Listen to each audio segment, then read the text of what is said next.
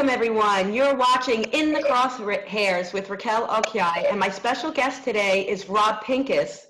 Rob Pincus is the founder and owner of Personal Defense Network and so many other different groups. Rob has been doing personal defense for 22 years.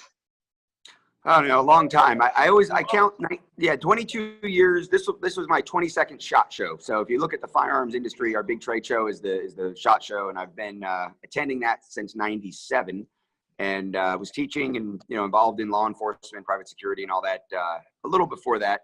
So and my, of course, interest in firearms and shooting goes back to much longer than 22 years ago. And it just, wow. What? I called you. Before we came on live, I said you were a superstar. So I wanted to let everybody know in the audience. I think you are a superstar. You're absolutely fantastic, and of course, training is such a big portion of owning a firearm. That's something that we've talked about before in the past. Rob, I do want to get a little personal. I want to ask you, where did you come from? How did you start getting interested in firearms and become this personal defense network? Well, it's a personal. So just to be clear on Personal Defense Network, I'm the executive director of Personal Defense Network. It's a project that spun off from a DVD series that I started with a company that does production of information, usually around education for people who are passionate about one area of hobby or interest, or even sometimes profession. They have a series on golfing. They have a series on motorcycle mechanics. They have a series for auto restoration. And they came to me in the mid-2000s when I was running the Valhalla Training Center and said, hey, we're interested in doing a series of DVDs at the time on personal defense. And they were looking at different partners. Guns and Ammo Magazine was our first partner. Second Amendment Foundation was one of our early partners. And of course, National Rifle Association was one of our partners. And we ended up in that project producing over 110 DVDs and distributing over 6 million of them, most of them through the National Rifle Association with them as partners. We did diversify pretty broadly. We went to, guys like Michael Janich and Alessandro Padovane, who are knife defense guys. We went to people who are interested in mental health and the psychology of personal defense and the psychology of understanding why someone might want to hurt you, and kind of understanding why it doesn't matter. If they're trying to hurt you, you need to be able to flip a switch, not worry about understanding, but defending yourself. And the gear, the equipment, all that stuff. So Personal Defense Network grew out of that DVD series as its own brand in 2010. For primarily set up for the online distribution of information. Looking forward, my partners there knew that, shipping DVDs through the mail wasn't going to be a business model forever. They had actually started with books and with VHS tapes. By the time I worked with them, we were doing DVDs, and we saw that streaming and online information was going to be the key. As I said, I was doing Valhalla. I was running the Valhalla Training Center at the time and doing education primarily for the public sector. I was doing probably about 80% of our work was the military law enforcement side. A lot of very high-end military was training with us out there. We were doing a bunch of things, counter ambush, extreme close quarters, not just the standard skill development stuff, a lot of scenario training, and a lot of what I now refer to as applied skills as opposed to just performed skills training. And now we've set up a company. So my company is I.C.E. Training. Our flagship program is the Intuitive Defensive Shooting Program. And we have a lot of affiliates and a lot of other instructors that work with us through I.C.E. who are certified to teach our programs and or through Personal Defense Network. But really this all started, I guess, because I had access to firearms as a kid, and it became my hobby, my interest, my passion. Other things. I played sports. I, did well in school. I went to summer camp. I did all those things too. Right. Rode dirt bikes. But shooting was kind of one thing that I really got into. Did you pick that up like from your parents, or? So my dad was collectors, or how did that come about? My dad was a police officer, but he was definitely one of the police officers who he was not into guns by any stretch. Like the gun was just another tool that he used. And it wasn't, he didn't shoot as a hobby or recreationally, but that certainly is what I think brought the professional use of arms and therefore the defensive use of arms to my attention, as a kid. And he didn't discourage or encourage. I would say my parents were pretty neutral on the firearms thing. Okay. They certainly, which is odd, because I think most parents today are either like pro-gun or anti-gun. And if you're not pro-gun or anti-gun, you are probably wary of your children interacting with firearms, because there's so much, you know, anti-gun messaging, and, you know, we can go as far as call it propaganda in the mainstream media and in the conversation, that I would think I was really lucky to have neutral parents on the topic. So I really kind of formed my own opinion, my own relationship, I guess, with firearms, like a kid who was into, I don't know, if a kid was into computers and their parents weren't into computers, the parents just would either supply the computers or give the kid space to get into computing. And I was big into computers. One night I had 3 PCs in my room when I was in high school, but my parents weren't big into computers. And really the guns and the computers were kind of the same thing. All they needed to do was give me the space and support, and, you know, I guess make sure I wasn't going into you know, old bulletin board system, 300 baud modems and talking to child predators or something, right? Like, as long as that wasn't happening, it was okay. As long as I wasn't doing anything reckless or dangerous with the guns, then that was okay. Mm-hmm. Right. And that's kind of how I grew up with them. So I think I thought I would always be in an armed profession, but more military, law enforcement, something like that. And I experimented with both of those. Spent some time on a SWAT team, spent some time full-time law enforcement. I was an officer in the Army Reserves. I went to a military college, all that stuff, but really a lot of private security. Eventually in the 90s, I found that teaching was really what I was passionate about, and educating, and being a student and learning is where that came from. So I switched in 2001 full-time from being a full-time police officer to trying to do law enforcement work from law enforcement work to trying to teach full-time. By then I was writing for several magazines, SWAT magazine. I had done a few TV episodes, done some video work outside of television, and was really getting into the education side. I'd been recruited as an adjunct instructor for several of the schools that I had graduated from. And Nice. It took till about 2003 for training to be paying all the bills. And that was when we opened the Valhalla Training Center in Colorado. And that sort of gets us back to the birth of Personal Defense Network.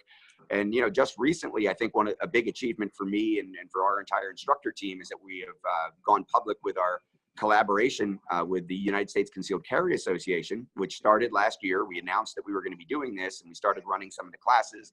We just released the first in a series of books and a series of classes at the USCCA Expo about 10 days ago.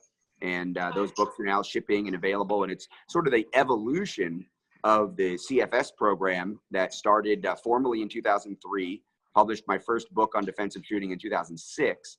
I've published 7 books since then on either updates to defensive shooting information or other related information. And this new book just came out last week is the kind of culmination of that work. I'm sure we're going to continue to evolve it and push it. 5 years from now, you know, there'll be a new book, but right now it is the result of. What is your current book about, the one just released? It's a defensive shooting book. So the title is Defensive Shooting Fundamentals. It's a level 1 book. I actually, just before we got on this recording, was sending in some edits for the level 2 book that's going to be out in June.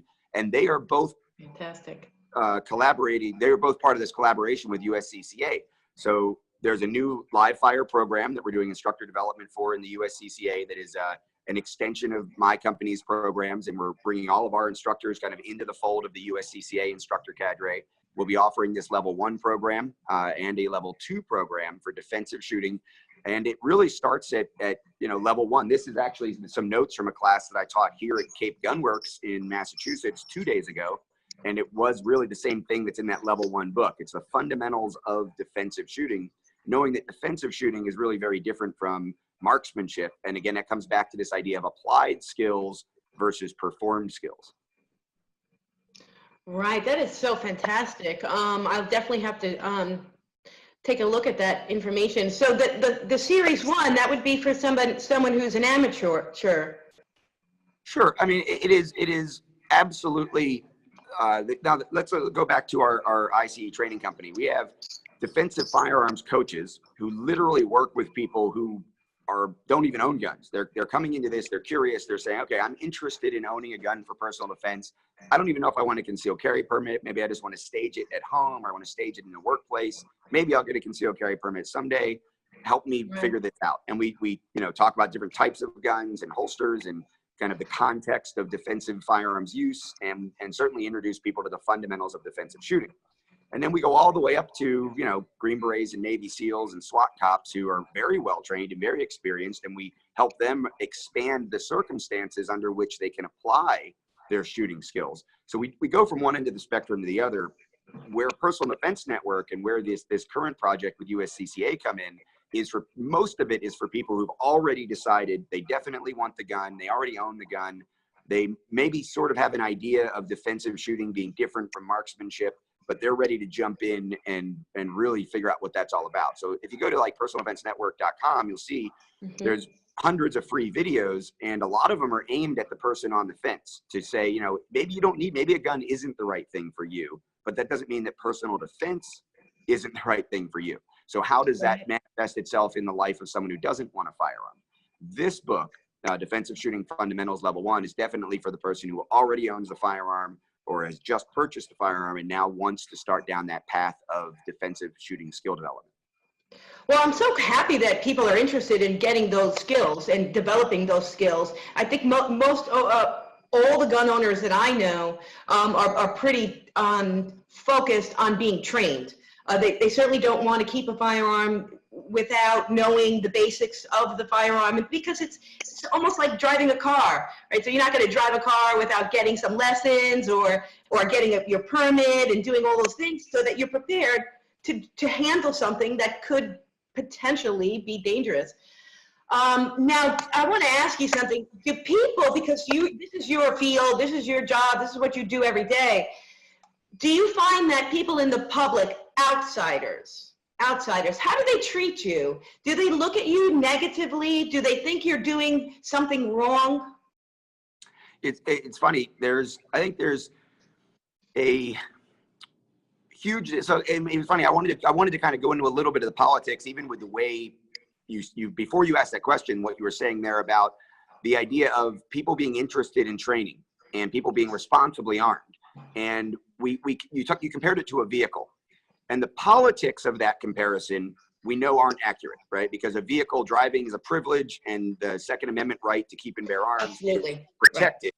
Right. And it's very different. And inside of our world, we treat that very differently in the politics, and we really resist when someone from the outside says, well, you need a license to drive a car. Why wouldn't you need a license to own a gun? And we have to say, well, Second Amendment, that's why. If we table that discussion, I think the comparison is really super accurate. And where it's really incredibly importantly accurate is that if you think about the people most likely to have an accident, right? The people most likely to die in a traffic accident, it's teenagers. It's the people who just started driving. We really learn how to drive on the job, so to speak, right? You can go drive through the cones, or you have the guy sitting next to you with the clipboard and your hands are at 10 and 2, but it's very choreographed and it's very static, right? You get in the simulator maybe. So we check the boxes and we give the kids the permit and they give them the driver's license, and then they go out and they really learn how to drive. We all learn how to drive in an applied way every single day. We learn how to drive in the rain, we learn how to drive in the gravel, we learn how to drive in the snow, we learn how to drive a truck, we learn how to drive a car. And as you experience different modes of driving and different conditions of driving, it incredibly expands the circumstances under which you are prepared to control that car beyond what you learned in that simplistic class, right? With firearms, we thankfully, right, we don't actually learn on the job. We don't have to get into gunfights every day. We don't use our guns all the time. So unfortunately, for far too many people, we go to the range, we get our concealed carry permit, we take a very simplistic class that comes nowhere near covering the fundamental defensive shooting skills that someone should have if they're going to be responsibly armed in public. And we check the box, we give those people the permit, and then that's it. They don't go out and get into gunfights, luckily, very often at all. Thankfully, right? I'm not asking for that to change, but they also don't go back to the driving school per se. They don't come back to the range, which I often compare to like a racetrack for guns. They don't come back and practice. They don't come back and learn. They don't read the books. They don't watch the videos. They don't actually try to move forward. Now, I think in your circles and in my circles, we interact with the people that are interested in training and interested in being responsibly armed. But we've got, you know, depending on whose numbers you use, we got somewhere between 80 and 100 million gun owners in the country. We've got between 25 and 30 million people who can legally carry a gun, right? So we've got people who have permits, somewhere around 15, 20 million people. And then we've got people who live in states where you do not need a permit to be able to own and carry a gun. So you've got all these people who can carry a gun, but if we tally up the numbers of how many people are attending, you know, advanced defensive shooting specific training, it's going to be a lot less than 30 million people. So it's important to encourage this training. It's important to encourage this education. And I honestly think one of the great detriments to an educated firearms owning public is the minimalist training that we require for a permit. And that's not to say we need more training required. I mean to say we should go back to the letter of the law, the Constitution. I'm a huge proponent of constitutional carry, which throws a lot of people off. Like, wait a minute, Rob, your company sells training. Why wouldn't you want mandatory training? Well, the reason I don't want mandatory training is because A, back to the Second Amendment, it's a right. B, I've never seen a government program that actually meets the minimum standards. I don't trust the government or the state or any real committee to come up with the best program that's somehow universal and affordable with quality control and with availability of training. So I really think it should be left to the private sector. It should be left to the individual gun owner. And I think if we take the politics out, if we take that issue of the permit and how do we get the permit, and should veterans automatically get the permit, and should a hunter safety class count for a permit? Should you have to have 40 hours for a permit? We take all that out of it and we just say, hey, if you can own a gun, you can carry a gun. Then we don't have to be afraid of encouraging training. We don't have to be afraid of admitting that there's a lot of people out there that are not ready to carry guns in public, but they've met the requirements. They have a right to. I'm not saying they shouldn't be allowed to, but I am saying they should. That's the position, the constitutional carry position? Constitutional carry position is if you can legally own a gun, you can legally carry it. And the Second Amendment says you can legally own a gun essentially until, like any other right? Fourth Amendment, you can lose your freedom. We can seize you. We can put you in jail if you're a bad actor. If you can lose that privilege, you can lose your, not privilege, you can lose that right. You can lose the right to vote. You can be restricted and sanctioned for inappropriately using your right to free speech, right? So all in Second Amendment, same way. If you've proven that you're prone to violence, or if you can't mentally, you're not mentally capable of controlling your actions or understanding the ramifications of your actions, we can restrict that right. We can take it away. But we shouldn't need to pass a test to put up a billboard. We shouldn't need to pass a test to stand in the public square and speak. We shouldn't need to pass a test to exercise our Second Amendment rights. And until we change the Constitution, that's where we are. So the last part of your question, how do people treat me? I'll be honest, it's not negative at all in person. Like, you always get the person who says, somebody online, whatever. But let's say I go to a dinner party and, we're having some appetizers, a glass of wine, cocktail, something like that. Inevitably, my wife and I, we enjoy wine. We go to a lot of wine tastings. If we go to wine tastings with friends, or if we're at a wine tasting and someone recognizes me from the internet or something like that, people will come up to me in probably what gun owners would consider very unlikely circumstances. It happened to me in Manhattan a couple days ago. Hey, I've got a gun. My grandfather gave me a gun, or my husband has a gun, and we haven't taken it to the range. And all of a sudden, it opens the door to people who don't maybe think their neighbors or the people they normally hang out with own guns or have guns. It opens the door for them. Oh, you're a gun guy. Let me talk to you about that. There's an amazing curiosity and interest in guns in our society, but it's oppressed, right? It's seen as this negative thing. But once you find out there's somebody else in the room that might want to talk to you about guns, fact is, I'm there to taste wine. Last thing I want to talk about is guns, right? That's my job. Right. You're not at work. Yeah, this guy wants to talk about guns, and that guy hears it. So it's actually a very positive engagement almost all the time, but it's kind of a running joke. When people say, what do you do? I say, I teach, right? I say, I'm in education. That's what I do. I teach, I'm in education. And because if I'm sitting on a plane, probably the last thing I want to talk about is guns. But as an ambassador for responsible firearms ownership, quite often I go into that conversation because I think it's important to sort of establish, hey, here's a guy, he's on the plane, he's wearing a suit, he's in education, he's traveling to a conference, he's working on the edits of a book, it's sitting next to me, and then they notice it's a gun book, and it's like, well, are you writing about gun violence? Might be the kind of question they would ask. I say, well, kind of. If someone comes at me with some violence, hopefully I'll have a gun, I can defend myself from it. And that sort of starts the conversation without wearing a shirt that says, shall not be infringed, and walking around with, an AK-47 strapped on my back at the Starbucks. Because I don't think that's the way to influence people. How much push do we have in the country to go ahead and change the laws that we do have constitutional carry, and that, like you said, as long as you own a gun, you can use the gun, and then we can solicit those gun owners to, hey, you have access to training, you can get better at it, you can practice, you can learn the ins and outs from the experts. come to us. We could solicit that. What kind of, do you all have a big push to get this accomplished in Congress? Yeah, it's happened. It's actually, it's the new trend, right? If you go back to the first state that I could carry legally in was Vermont. When I went to college in Vermont, moved up there, and they had constitutional carry. So if you could legally carry, if you could legally own a gun, you could legally carry it. There's no permit system. You could just have I think New Hampshire is the same way.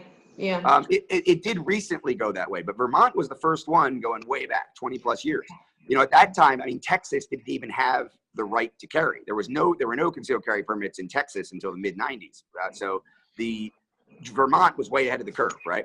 And now today, I think there's 13 states. I know for sure there's 12. I think one of them changed just recently into where the law was enacted. Now there's 12 or 13 states that have constitutional carry.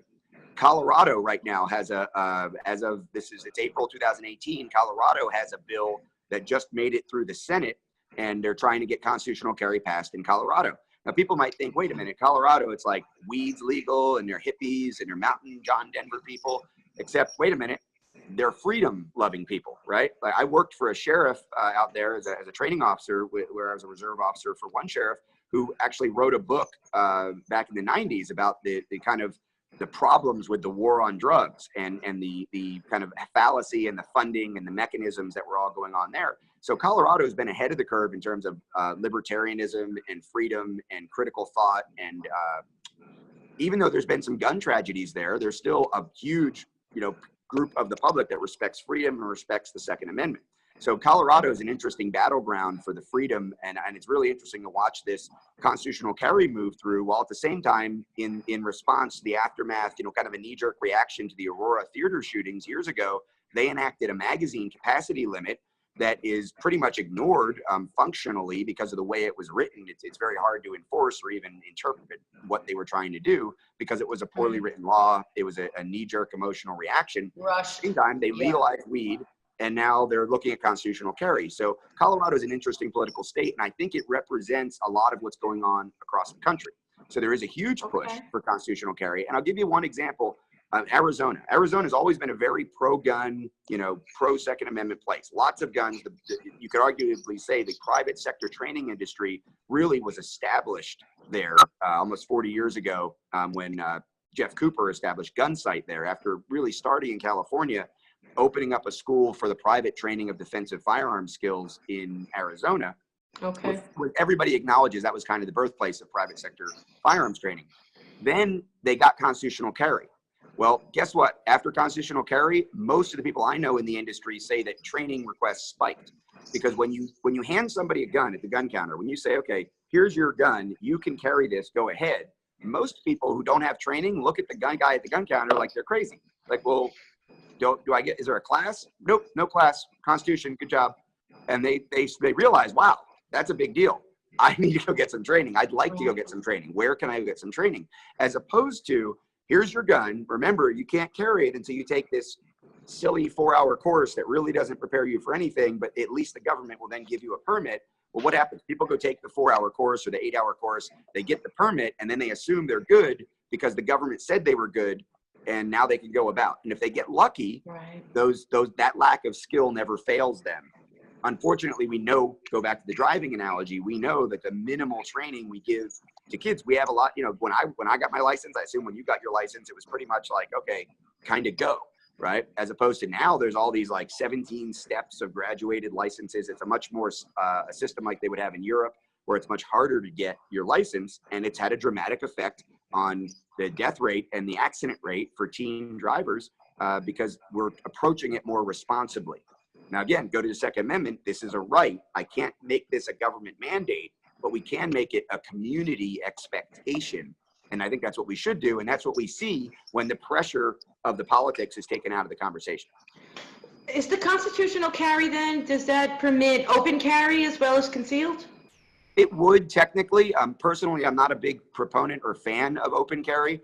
Very specifically, I'm vehemently opposed to the idea of confrontational open carry, where you would carry openly for the purposes of, having an effect on somebody else's opinion about guns, because quite often it's a negative effect, and there's all sorts of downfalls and pitfalls of thinking you're better off protecting yourself with a gun that's openly carried.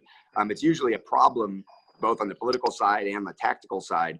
My rule of thumb on open carry is if you're within 10 miles of a convenience store or a restaurant with a drive-through, don't open carry. If you're up in the woods riding a horse, open carry all you want, you know. But if you're in an urban environment or a suburban environment, I don't think it's a smart choice politically or tactically to open carry. Okay, sounds good. I can agree with you on that a little bit. So it seems to me from what you're saying, I think that the media has really blown up or put it out of proportion the amount of like negativity towards guns, because I feel like we're getting like beat up by it. Guns are bad, guns are bad, guns are bad. But that's like the media. But when you get down on the ground and you talk to people and you're training people and these people come from all different political persuasions, you seem to say that they want to learn. They want to know about guns. They know that you're in the industry and they want to ask you questions. They're not beating you down. They're not, I think those people on the outside who are the gun banners, they're small, but they're loud. They're very loud. They are.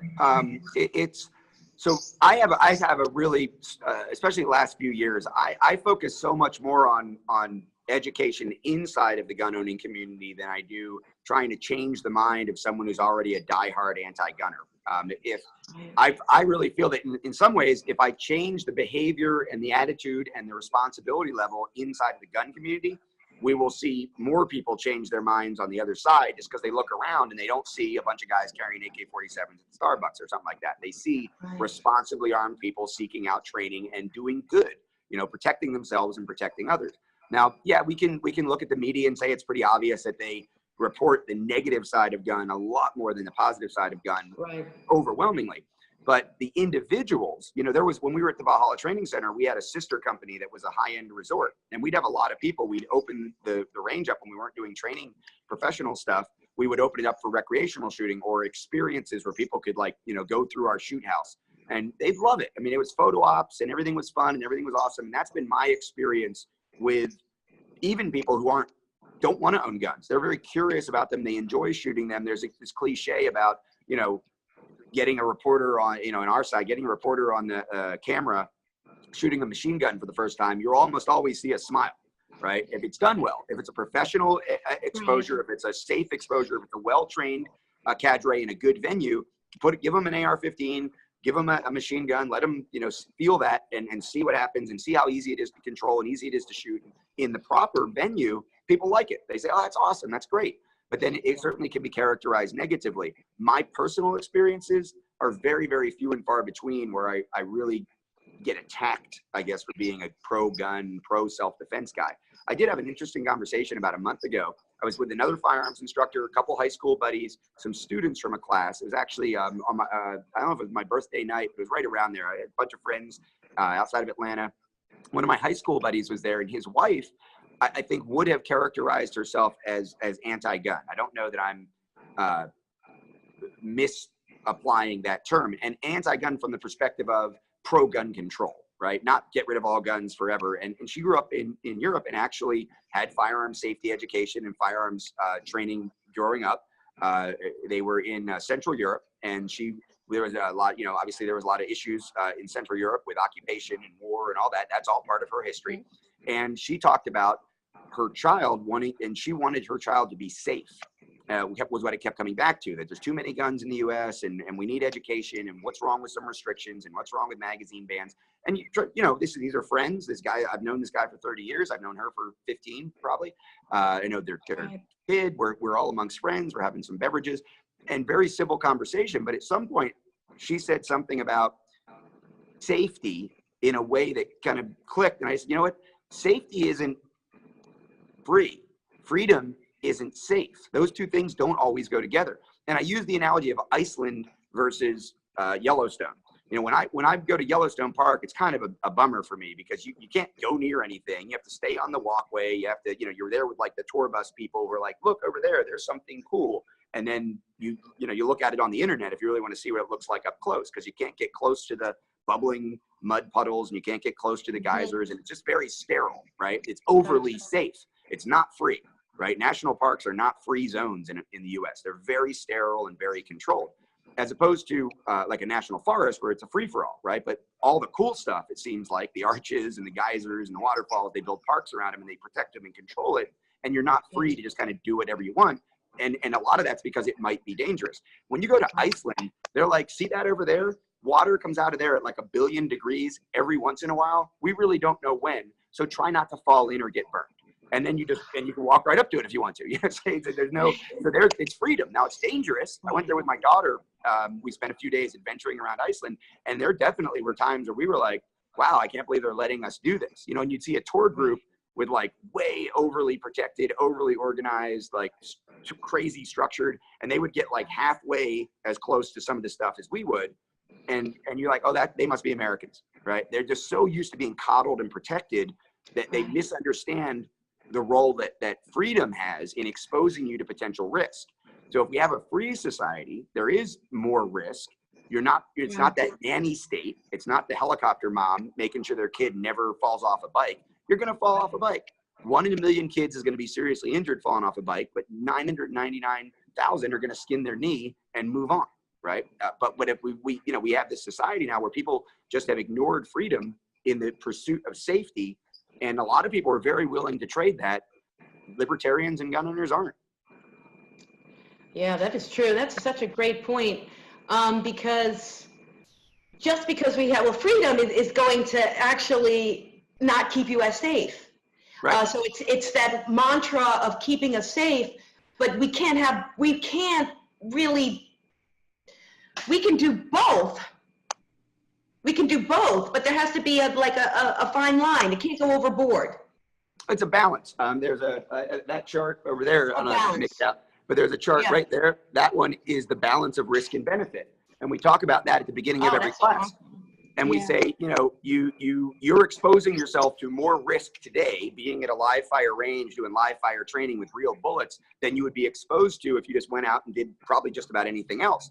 But we're balancing that risk against the benefit of your better preparation to use the firearms that you already own in a responsible way every day, and in a effective way, in an efficient way, to stop a threat if you ever needed to protect yourself or someone else. So if you don't acknowledge the risk, I think that's a real problem. I'll give you, you mentioned earlier, you know, about the media trying to make like mass violence about the gun, or the gun is bad, the gun is bad, the gun is bad.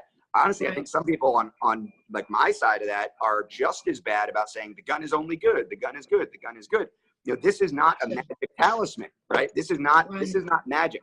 This is not evil, and it's not good, and it could be used for either based on the person using it. It could also be used negligently and cause tragedy if it's not used appropriately.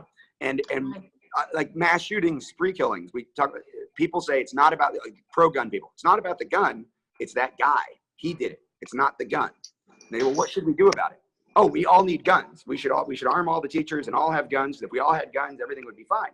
Well, it's nonsensical. You can't say the evil act is not tied to the gun, and on the other side of that coin, say the only possible way to be prepared to fight evil is with a gun. I'm a big proponent of do anything you can, right? Be prepared to fight. The cans of soup in the back of the classroom to throw at the bad guy, the rocks, the bats that they give the teachers. Is it as good as a gun in some circumstances? Absolutely not. But is it infinitely better than telling the kids and the teachers to hide in the corner and hope the police show up in time? So teaching people to defend themselves, teaching people that they have a responsibility to defend themselves and those that they care about, that the police may not make it on time, is a huge first step. That's how you get to the other side of the mountain. The mountain where people are pro-gun, like that, or the valley where people are pro-gun, you can't just magically get them there. You don't bore through the rock, right? Like, let's get them over there. And the way we get them over there in many ways is making them understand about the responsibility for personal protection, because you aren't safe. You aren't magically safe anywhere. It could be the guy driving the truck, the guy with the bomb, the poison gas, the rabid dog, the criminal, or the killer with the gun. weather. It doesn't matter. So, Yeah. I mean, right. We can't be 100% safe. It's just going to be impossible unless you just totally want to be, have the government dictate to you what you do every second of the day. but even then, you're not safe Yeah, because and you don't want people are going to be aberrant. There's going to be Yeah, someone and who even then doesn't you're not follow the safe. rules. Now, Right. I carry this medical kit around. This is an ankle medical kit. I carry this around more often than I carry a gun because I can legally carry this a lot of places that I can't legally carry a gun. And I wear this for the last, I don't know, year and a half. I've worn it What do you got in almost there? every day. And there's a What do you tourniquet. got? It's a tourniquet and a pressure dressing and some chest seals and gauze with a hemostatic agent to promote clotting. This is an emergency trauma kit that if you're going to carry a gun, you should have these kinds of things around. If you're not going to carry a gun, it's probably still a really good idea to know how to use these things and have them around, because you could have a rollover car accident. You could have an earthquake. You could have a building collapse. There's all kinds of things, or a tragic incident where someone comes in and stabs one of your coworkers and then runs away, or gets subdued, or gets shot by a good guy with a gun. Your coworker's still bleeding, right? So medical aid, fire extinguishers, these things that we use. I have this concept: protect what you love. Being prepared to protect what you love, whether that's yourself, your kids, your family, your coworkers, your way of life. Like, what motivates you to not just get through a fight? We talk about that a lot in the military law enforcement. Like, you got to get home, you got to fight through the injury, you got to fight through the unexpected. But what about even the people that aren't willing to prepare for that? So I talk a lot about, what do you want to get home to? If 3 weeks from now, what are you looking forward to? Maybe it's your vacation. Maybe it's the marriage. You're not even married yet. Maybe it's you're in the middle of a divorce and it's your next marriage. I don't know what it is, but there's got to be something that in the future you're looking forward to. Well, between you and that thing could be evil. And being prepared to deal with that tragedy or deal with that evil today will help you get to your goal. Because when it shows up, you can improvise, you can get lucky, but it's a little late. Let's start practicing now. And we're doing an active shooter response program tonight, full of people that don't carry guns, don't have guns, can't carry a gun at work. And we're going to talk for 3 or 4 hours about what you do if you're caught in one of these situations, how to prepare now for what would happen if you were caught in one of these situations. And very, very, very little of that conversation will be about good guys with guns. That is perfect. So it's a whole kind of, it's a mindset. It's a mindset to protect the things you love. And it does, whether it's the firearm or it's something else, but the mindset, and I think everyone has this mindset, they want to protect themselves and the people they love, and there's proactive ways to do that. Yeah, they want to be safe, or they want to be able to make other people safe. I mean, I had a conversation with someone maybe 4 or 5 months ago who literally, like, his position, he was adamant, it is the government's responsibility to protect him. It's the government's responsibility to create a safe area. And I said, if I pick up this glass and I try to smash you in the head with it, like, when does the government put their hand up and block that thing? Like, they can't. They can tell me not to do it. They could take away a glass and then I'm going to have a mug. They could take away the table and then I'm going to have the chair. Like, they could take away everything and I just have my hand and I'm just going to grab your throat. You ultimately are the only one who can stop violence being addressed to you in the worst case scenario. And you can see, like, it just didn't compute. Well, that's not right.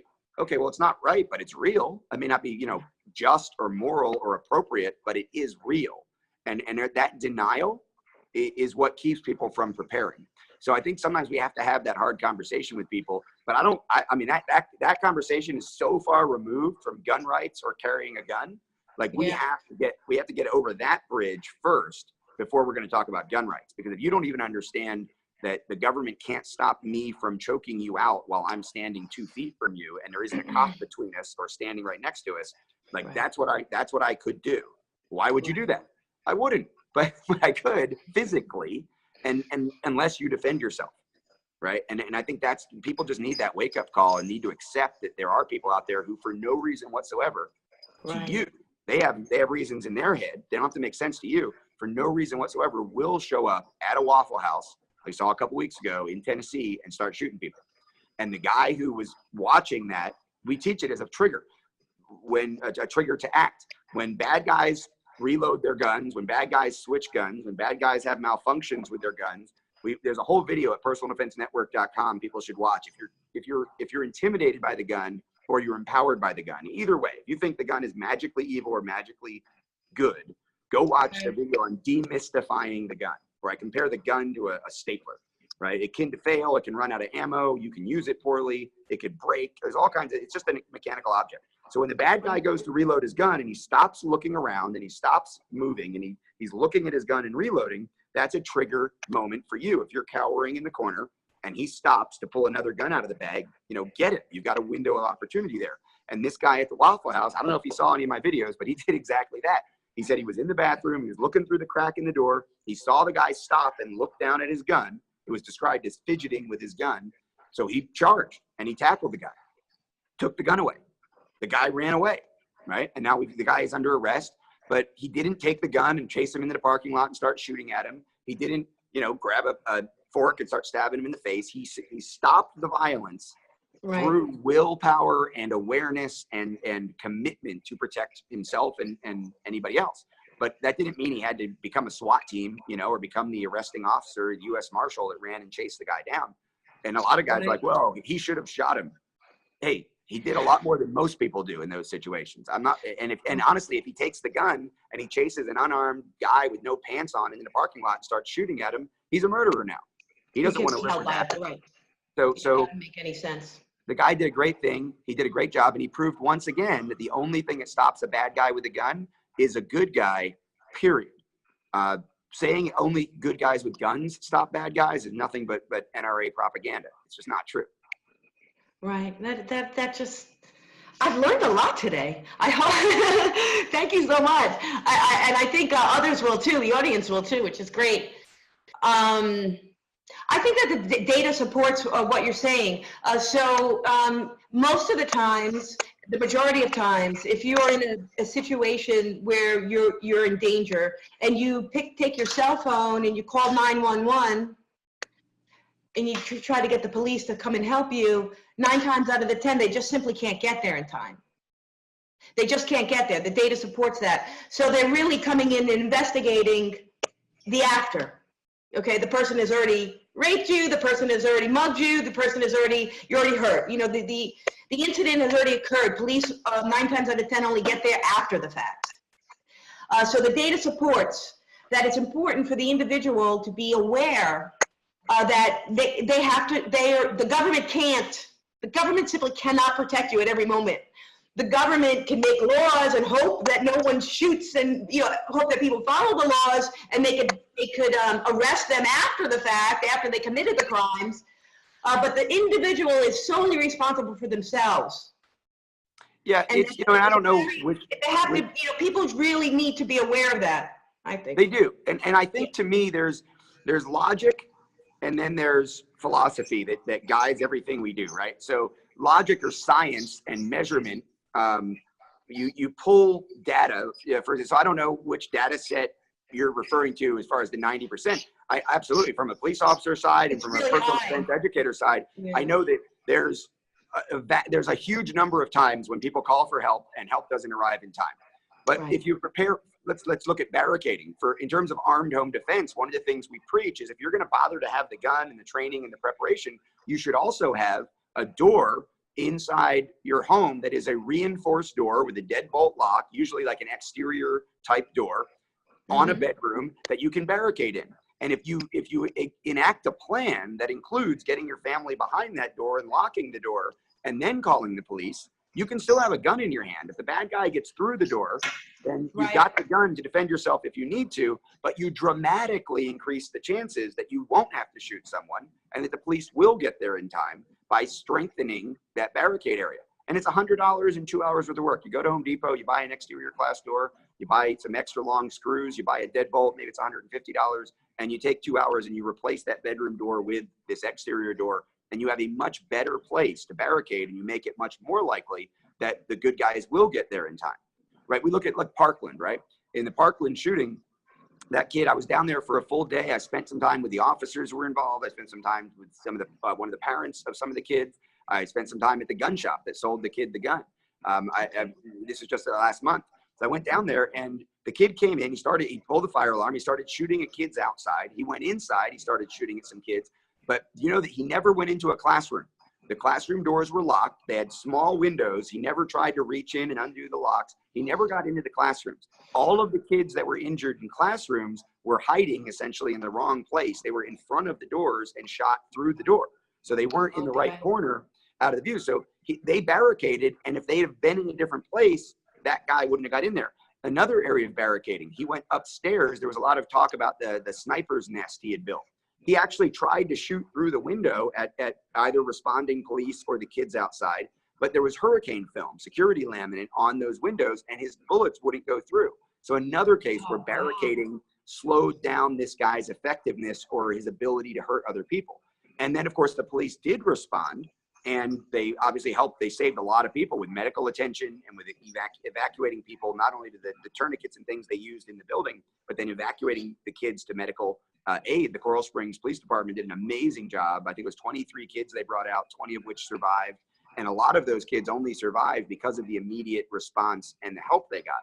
Well, if teachers had been equipped with the medical gear, and if teachers and other students even had been trained to help with the medical aid, well, then maybe even more kids would have survived, right? So it's all about the speed that we can get there. Sometimes the police get there in time, but ultimately we can't count on that. And that's the philosophy. So we can look at all the data in the world that says sometimes they get there, sometimes they don't.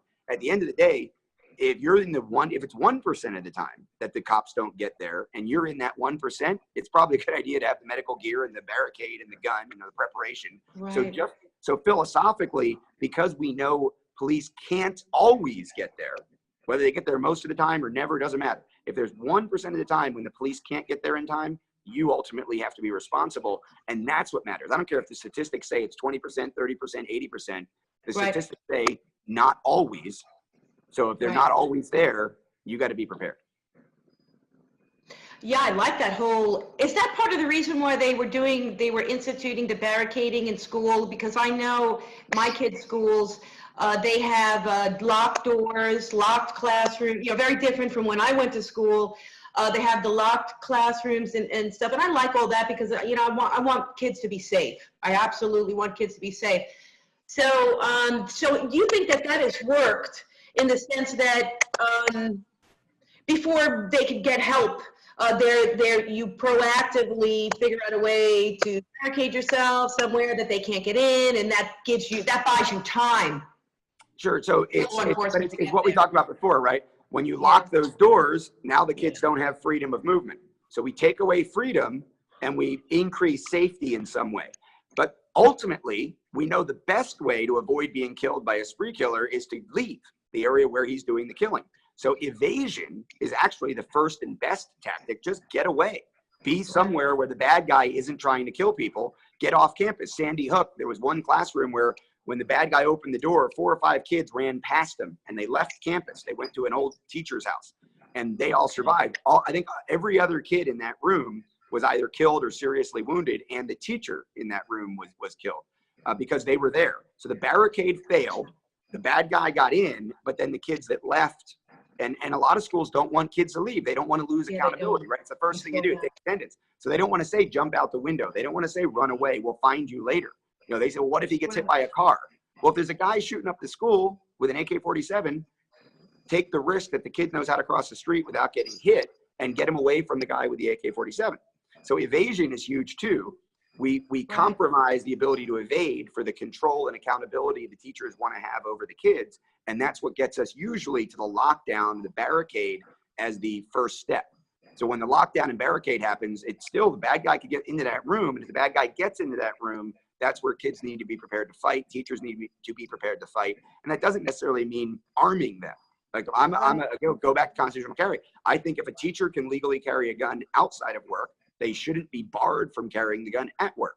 So if they've gone through whatever steps have to go through in their state, county, whatever, to carry and own a gun outside of school, they should be allowed to carry and own the gun inside of school. And I think it's really a surprising slippery slope compromise moment for most gun owners to have said over the last few months, well, they still need extra training if they're going to be armed while they're at school because of all the kids and the crowds and stuff. And it's odd for me to hear so many pro-gun people say that, because that's essentially arguing for a special treatment zone or a gun-free zone. Only people with special training can carry the gun there. Well, Chuck E. Cheese has lots of kids and crowds, right? Especially on a Saturday. The theater, the park, the amusement park, there's all kinds of places that fit the description of lots of kids and crowds. So Right. I think it's a very dangerous thing for gun owners to become proponents all of a sudden of you need special training to carry in certain places.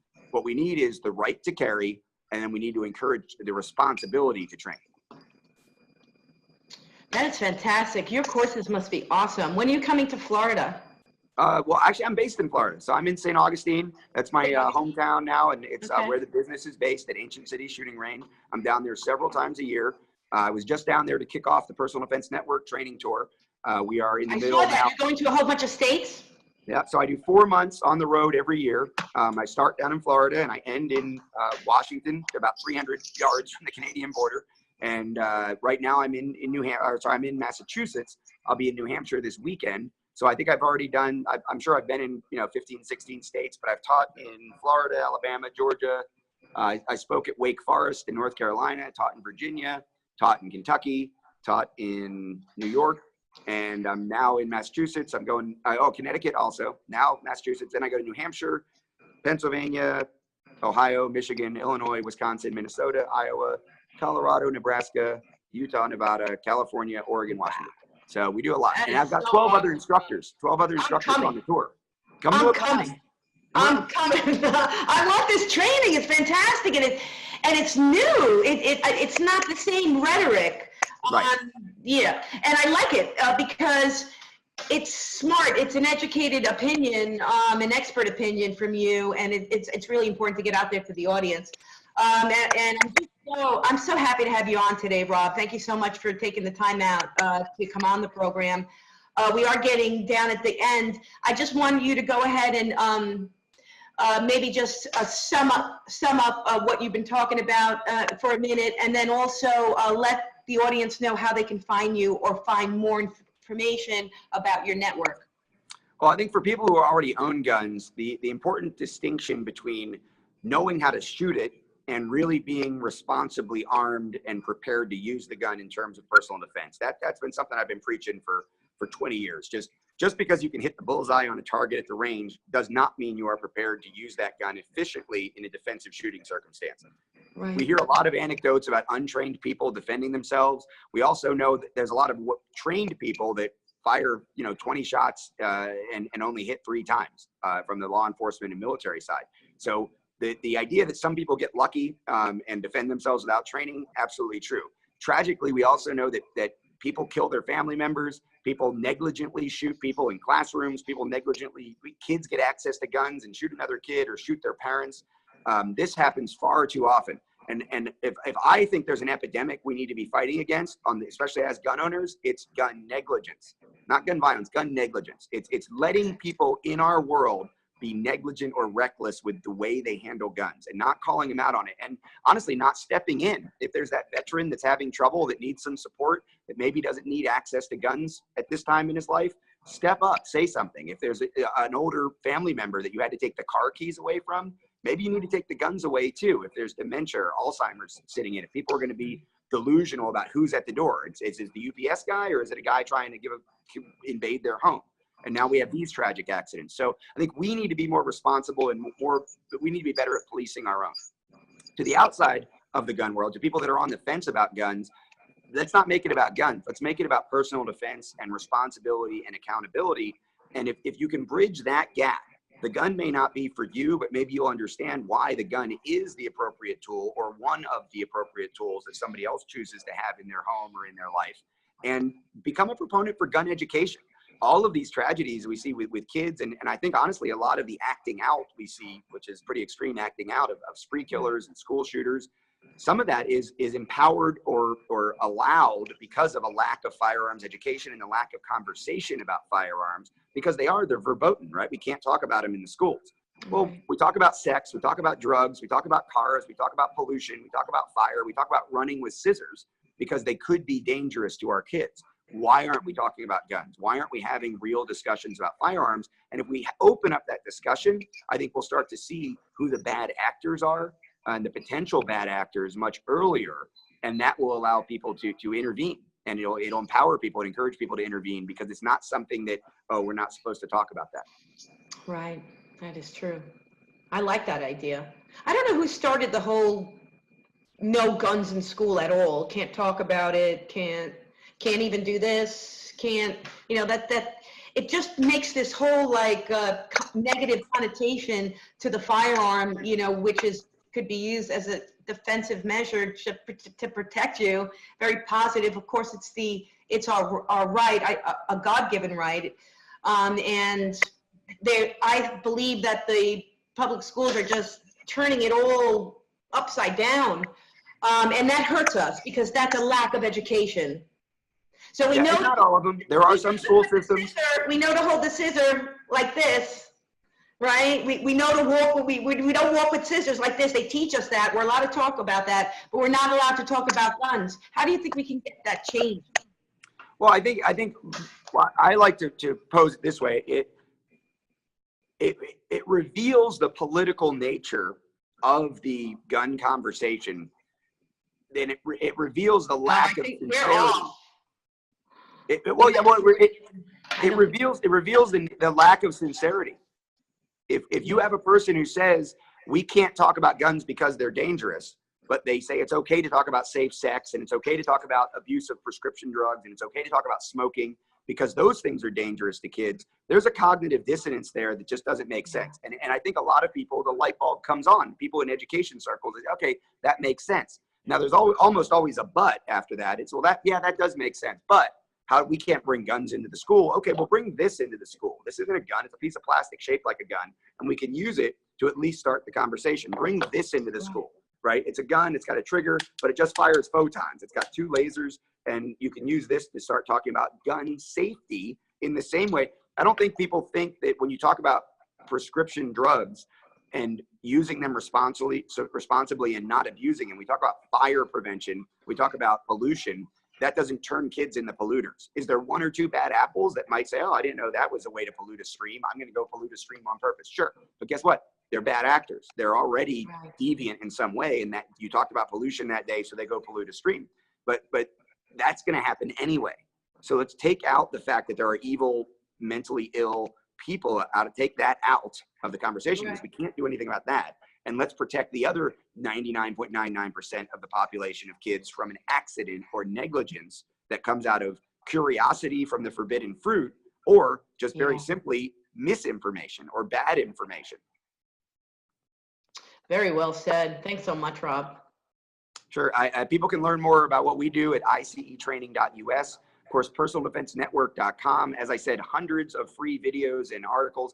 The pop-up ad will come up. Just click the X, move on, watch some free videos, watch some free or read some free articles. I tell people this, before you think about paying for anything at Personal Defense Network, just go read a free article or watch a free video a few times a week for a month. If you're still there at the end of the month, you're obviously finding value there. Join us, become a premium member or gold member, take some online classes, and maybe join us at a live class, whether it's one of the seminars like we're doing tonight, where we're just going to talk about stuff, or one of the live fire sessions for gun owners where we're really going to help you up your skills and be more prepared to deal with evil should it visit you or those you care about. Awesome. That's fantastic. I definitely recommend for everyone in the audience to go and follow you and to go and see this work and check out the videos and the books and the articles.